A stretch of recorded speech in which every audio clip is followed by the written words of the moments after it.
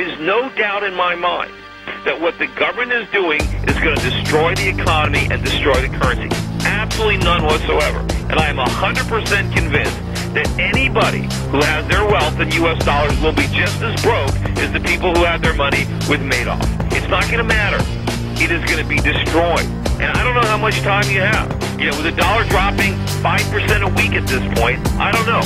Could the dollar snap back a little bit? Sure, of course. But what if it keeps falling? What if it's down 5% next week and 5% the week after that? And then what if it drops 10% and another 10%? Who knows? You know, at some point, a year or two from now, the dollar could be dropping 5% a day. You know, the inflation rate in Zimbabwe is over 100 million% per year. I can't even calculate what that is. But you know what? It didn't start off that bad. It didn't start off that bad.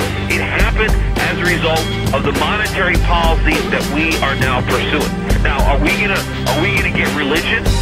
Are we gonna change course? Are we not gonna follow the Zimbabwe monetary policy completely? Are we gonna change course? I don't know. But you know what? The longer it takes for us to change course, the harder it is to make the change, right? The deeper into debt we go, the more money the Fed prints, the harder it is to pull that inflation genie back in the bottle. Because the reason that the politicians are doing this is because they don't want to face the pain. They don't want to deal with reality. Well, the more they do this, the more painful reality becomes. So if they can't deal with the pain today, why would they deal with twice as much pain in the future? That is the flaw. It's thinking that, well, they're just going to do something later on to stop it. They're not. If they really have the guts to do it, they do it right now. So this is extremely, extremely dangerous.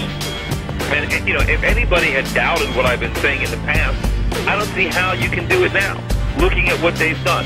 And, you know, as I said the dollar would fall sharply, and it has. It is dropping like a stone. And the people who bought into this dollar rally bought into a pack of lies. You know, and I talked about the fact that there was no fundamental justification. People were saying nonsense like, well, we're the first into the crisis, we're going to be the first out, we're the ones that are taking the most aggressive actions, therefore our economy is going to do the best, that the dollar's rising because as bad as things are here, they're so much worse every place else. It's all nonsense. None of it was true. There was no fundamental reason for the dollar to go up. It was pure trading. It was deleveraging. It was speculation. It was momentum. None of it had anything to do with the fundamentals for the U.S. economy. If it did, the dollar would have been falling, not rising. Those short-term props are gone. The dollar is now sinking on its own weight, and it's going to drop like a stone. And, you know, there's not a lot of time. You know, as far as foreign stocks right now, look, interest rates are being slashed around the world. Stocks are the only place to be. You got to own real stuff. You can't own paper.